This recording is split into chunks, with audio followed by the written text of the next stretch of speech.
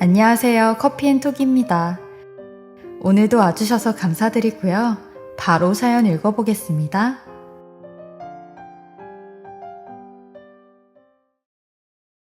안녕하세요. 저는 40대 중반으로 큰 걱정 없이 평범한 주부로 사는 사람입니다. 태어나서 고향을 한 번 떠난 적 없던 저는 늘 익숙한 곳에서 살고 오래 봤던 익숙한 사람하고 결혼까지 해서 그냥 이렇게 쭉 살다 보니 때로 지루하게 느껴지는 때도 있지만 그래도 이 상황들이 더 안정적으로 느껴지고 좋더라고요. 집 근처만 나서면 다 친구들이고 이웃인데 여길 떠나서 산다고 생각하면 너무 막막할 것 같기도 하고요. 이래서 나이가 들면 고향에 내려와 살고 싶은 마음이 드나 봐요. 사실 얼마 전부터 언니에게 제가 고향에 내려와 살라는 말을 했는데요. 우린 매일 같이 통화하는 사이예요. 멀리 있어도 나이가 들수록 자매가 최고란 말이 정말 딱 맞더라고요. 언니랑 젊을 때부터 친구처럼 지냈는데 한 번도 그런 눈치를 보인 적이 없던 언니가 처음으로 고향에 내려오고 싶어하는 눈치를 보이더라고요. 나도 너랑 같이 고향에서 살까? 나야 너무 좋지. 형 모두 좋대? 서울에 이 코딱지만한 집에서 사느니 고향 가서 넓은 집에서 살고 여유롭게 살면 좋잖아. 이제 나이가 드나 괜히 옛 생각이 나고 그러네. 언니, 나는 대환영이지. 정말 마음 먹은 거야? 가서 일이 걱정이긴 한데 나라도 먼저 내려가 볼까? 다 늙은 마당에 주말 부부 되면 그건 복이지. 언니, 와. 알았어. 고민해 볼게. 밝고 유쾌한 성격의 저와는 다르게 언니는 반대 성격이었는데 워낙 속 얘기를 안 하는 편이라 형부하고 무슨 일이라도 있나 싶은 걱정까지 들더라고요. 생전 한 번도 고향에 오겠다는 이야기를 한 적이 없거든요. 또 서울살이에 순하디 순한 언니 성격으로 살려니 얼마나 힘들고 지쳤을까 싶은 생각도 들고요. 언니도 여기 오면 친구, 동창 다 있으니 마음이 더 편하겠죠. 낯선 데서 서로 코베가는 걸 무서워하면서 지내는 게 그렇더군요. 그리고 형부도 1년에 한 번이나 볼까 하는 사이라서 대화도 얼마 나눠본 적이 없어요. 착실하게 회사 생활 잘하는 사람으로만 알고 있는데 또 부부 관계라는 게 아무리 자매라도 모르는 일이잖아요. 언니가 이야기는 안 해도 형부도 꽤 예민한 성격이라 스트레스 받는 면이 많은 것 같았어요. 사실 저희가 세 자매인데 3년 전에 큰언니가 세상을 떠난 뒤로 더 둘도 없는 사이가 되긴 했어요. 어릴 때부터 큰언니하고 저는 성격이 비슷해서 잘 맞았는데 늘 수줍고 말없는 둘째 언니랑은 성향이 달라 같이 놀거나 하진 않았어요. 그래도 나이가 들어가니 언니와 다른 성격도 더 좋게 느껴지는 때가 있더라고요. 처음에 큰언니가 먼저 서울로 가서 자리를 잡았어요. 그때만 해도 집안이 어려웠고 여자로 성공할 수 있는 길도 마땅히 없었는데 용기 있게 큰언니가 서울로 먼저 떠났죠. 그러면서 약속한 게 있었어요. 내가 우리 집안 어떻게든 일으킬 거야. 언니, 엄마가 돌아오면 가만 안 둔대. 너희 둘 다 언니가 어떻게든 자리 마련해 놓을 거니까 서울 와서 살 준비하고 있어. 2년만 기다려. 알았지? 그 시골에서 계속 그러고 살 생각이야? 아니, 언니. 어디서 지낼 때는 있어? 어딜 가든 다 살아. 거기보단 낫지.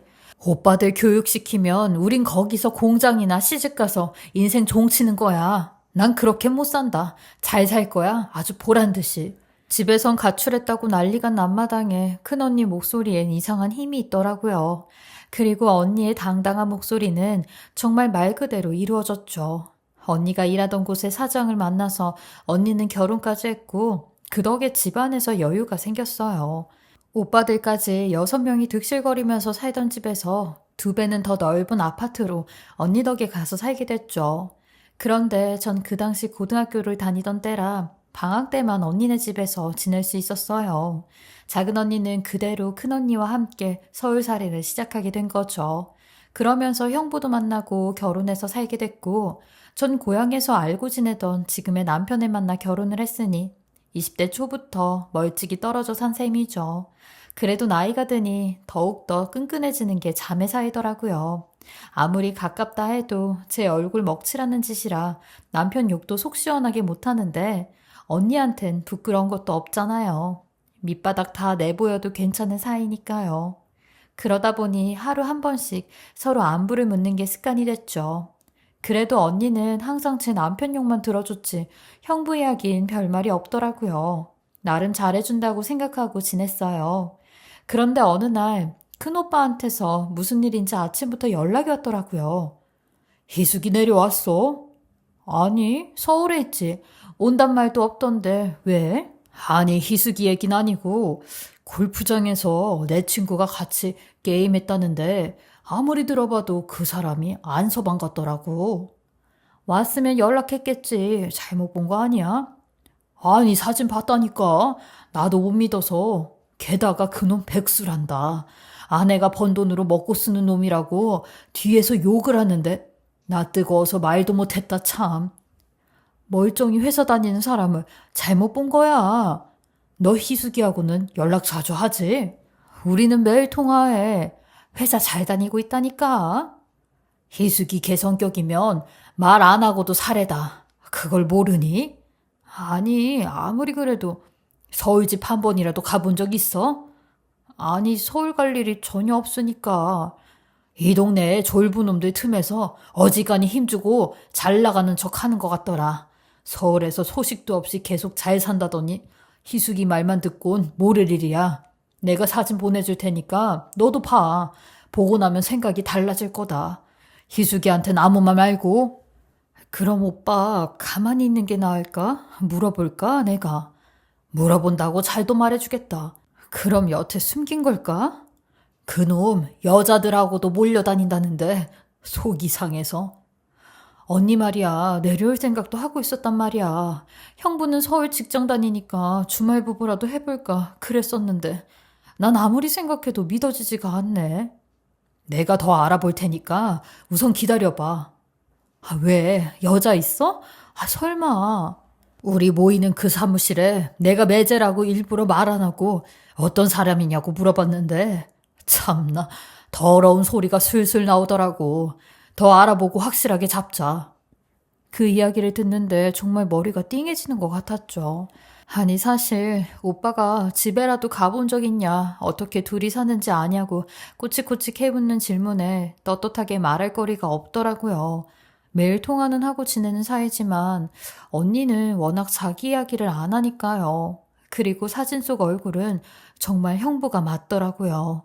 백수라는 사실도 그날 처음 듣는 이야기였는데 대체 언니는 혼자 무슨 일을 해 돈을 버는지 그것 때문에 고향에 오는 것도 망설였나 별 생각이 다 들었습니다. 하나뿐인 언니여도 사람 속 알 길은 없다고 그게 사실이라면 언니가 혼자 보내는 시간이 얼마나 깜깜할지 가족한테도 입 뻥끗 못하고 소가리만 할 언니를 생각하니 제가 다 눈물이 나더라고요.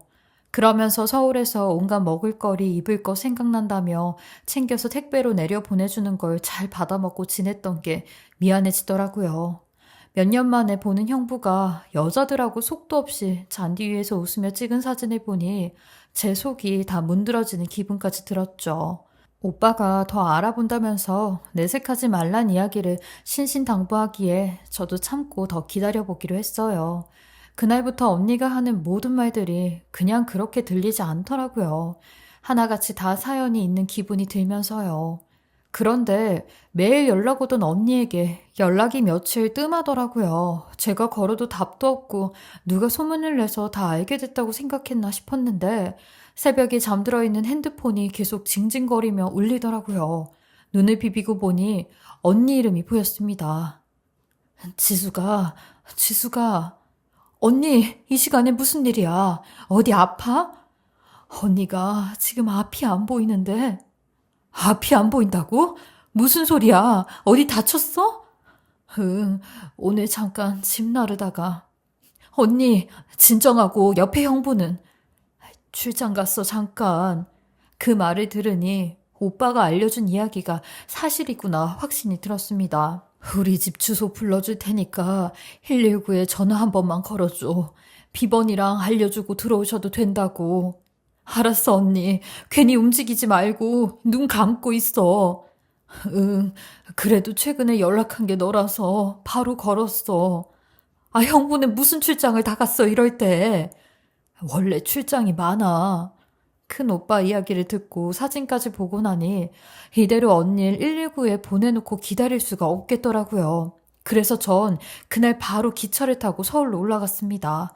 남편은 당신 서울 지리도 모르면서 어떻게 가려고? 그럼 언니가 아픈데 발만 구르고 있어? 아니, 알아보고 가라는 거지. 집도 모른다면서. 신고할 때 주소 받아놓은 거 있어. 서울이 외국이야. 가면 말통하는 게 사람들인데. 겁날 거 있어? 갔다 올게. 신경 쓰지 말고 며칠 다녀와. 길어질 수도 있어. 눈이 안 보인다잖아. 혼자서 어쩌고 있는지 연락도 없고 사람 피말리게 하는 건 옛날부터 참 잘해. 언니에게 전해주라면서 남편은 돈 봉투까지 챙겨줬어요. 그렇게 택시를 타고 언니 집에 우선 가봐야겠다는 생각에 집 앞에서 서성이고 있는데 사진 속에서 튀어나온 것 같은 형부와 그 옆에 어깨동무를 하고 있던 여자가 제 앞에 보이더라고요. 오랜만에 본 형부한테 가는 것도 어색해 죽겠는데 둘이 너무 당당히 부부처럼 다니는 꼴을 보니 속이 다 타들어가는 것 같았습니다. 아무리 그래도 지 아내가 눈이 안 보여 입원을 했다는데 그 와중에 딴 여자랑 놀아날 생각을 한다니 용서가 안 되더군요. 마침 그날 언니가 집 주소와 비밀번호를 알려준 게 생각이 나 나중에 살짝 틈을 타 몰래 들어가 봐야겠다 생각을 했죠. 언니에게 전화를 걸었더니 병원에 이미 입원해서 퇴원 절차를 밟고 있다고 하더라고요. 이런 것까지 혼자 힘으로 다 하는 언니를 보니 더 속상했습니다. 옛날에도 첫 애를 낳았을 때 형부가 곁에 없어서 진통 오는 산모가 택시를 타고 가서 애를 낳고 올 정도였거든요. 이가 갈렸습니다. 우리 착한 언니를 이렇게 갖고 놀아? 언니가 못한다면 가족이 갚아줄 거다, 이 괘씸한 놈. 속으로 다짐을 했죠. 그리고 언니라도 데려와야 속이 편할 것 같아 형부를 두고 병원으로 향했습니다. 병원에 가서 얘기를 들어보니 아직 입원해야 되는 상태인데 혼자 우겨서 퇴원하겠다 실랑이를 벌이고 있더라고요. 전 올라온 김에 병원에서 언니 병간호도 할 겸 더 있으라고 설득을 했고 제 말에 겨우 다시 병실에 들어가더라고요. 저놈의 속고집은 참 엄마도 못 잡을 정도로 유명했습니다. 그리고 이 기회에 형부 집까지 다 잡아야겠다는 생각을 했어요. 어쩌면 언닌 알고 있으면서도 모른 척 눈 감아줄 사람이니까요. 어쩌다가 다쳤어? 확실하게 말해. 일하던 게 있었어. 별건 아니고. 무슨 일? 제대로 말해. 언니가 자꾸 입국 다물고 잘 사는 척하니까 내가 서울까지 온 거 아니야. 여기까지 오게 했으면 이제 말해. 다 말하라고. 형부는 왜 안 와? 출장 갔다니까. 잠깐 이삿짐 일 하다가 다쳤어. 이삿짐 일을 언니가 왜 해? 집에 있는 게 심심해서. 그 말을 나더러 믿으라고? 누가 심심해서 이래? 언니는 그 말에 입을 또 꾹 다물더라고요. 전 그날 이후 언니가 잠드는 때를 틈타 저녁마다 언니 집에 들렸어요. 형부가 있는지 살폈죠. 또 전국으로 골프 치러 다니는지 며칠간 잠잠하더라고요. 연락 한 통도 없는 두 사람을 보니 이미 멀어질 대로 멀어졌던 생각도 들었습니다. 그렇게 새벽 5시에 알람을 맞춰놓고 집에서 잠깐 잠이 들었는데 밖에서 무슨 소리가 나더라고요. 아무래도 형부가 돌아온 것 같았습니다. 그런데 형부가 뒤꿈치를 들고 발소리도 안 나게 걷더니 제 방문을 열더라고요. 나가서 인사를 해야 하나 고민하다 그냥 자는 척하고 잠깐 있기로 했어요. 눈은 괜찮아? 그 질문을 듣자마자 더 화가 뻗치더라고요. 그동안 저는 언니가 일부러 말을 안 했다고만 생각했거든요. 이미 다 알고 있으면서도 병원에 코빼기도 안 비쳤다니 부글부글 화가 치밀더라고요. 그래서 언니인 척 행동해봤습니다. 그럼 그 인간이 언니에게 하는 짓을 낱낱이 보게 될 수 있으니까요. 전 머리끝까지 이불을 쓰고 작은 목소리로 괜찮아, 쉬면 된대.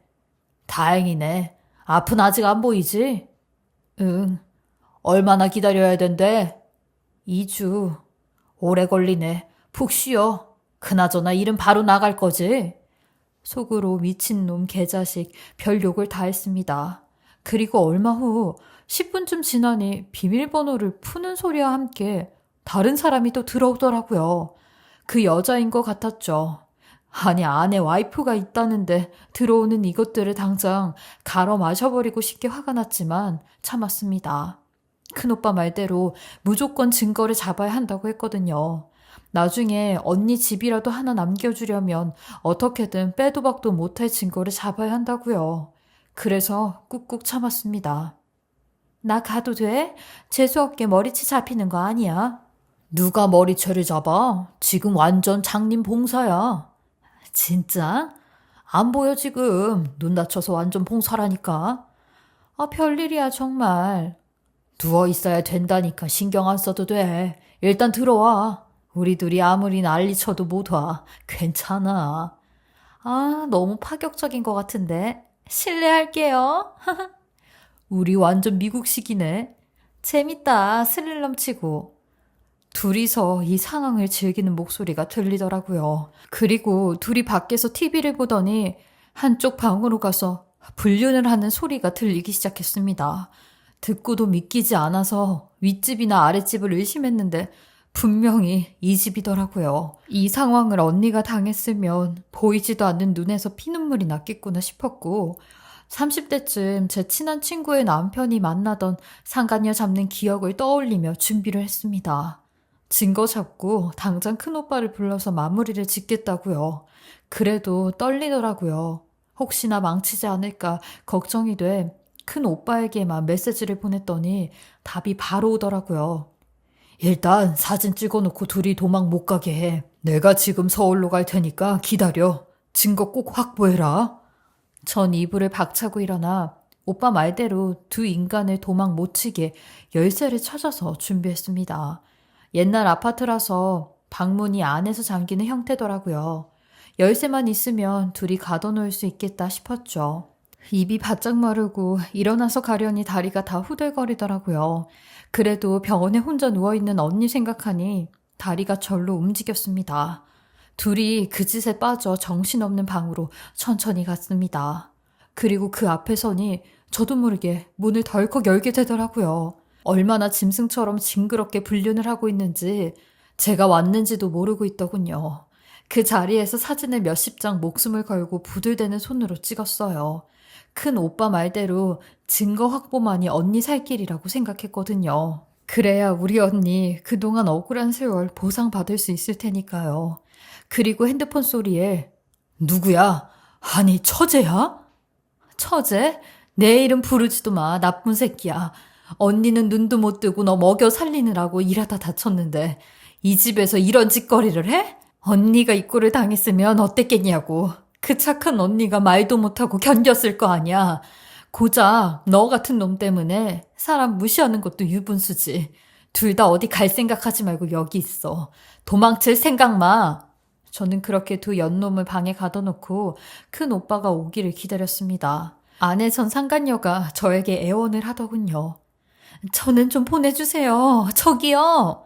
가만히 있으라고. 네가 뭐라고 큰 소리를 내. 아니, 전 이 사람 잘 몰라요. 모르는 놈하고 그 짓을 해? 자랑이다. 그리고 얼마 지나니 큰오빠가 들어오더라고요. 단단히 화가 난 오빠는 형부를 개패듯 치기 시작했습니다. 그걸 보니 걱정도 됐지만 제 속이 다 시원하더라고요. 이럴 때 오빠가 있다는 게 든든하기도 하고요. 오빠도 아프다 소리 못 내고 끙끙 앓는 동생 속이 얼마나 아플지 아니 더 화가 났을 겁니다. 빌어 이 새끼야. 내가 모를 줄 알아? 죄송합니다 형님. 살려주세요. 제가 정신 차릴게요. 너와 같은 놈이 무슨 정신을 차려? 평생 백수로 살면서 애 고생 다 시켜놓고 10원 한 장 못 주니까 당장 꺼져. 그리고 병원으로 돌아가 누워있는 언니에게 이 상황을 담담하게 오빠가 말하더군요.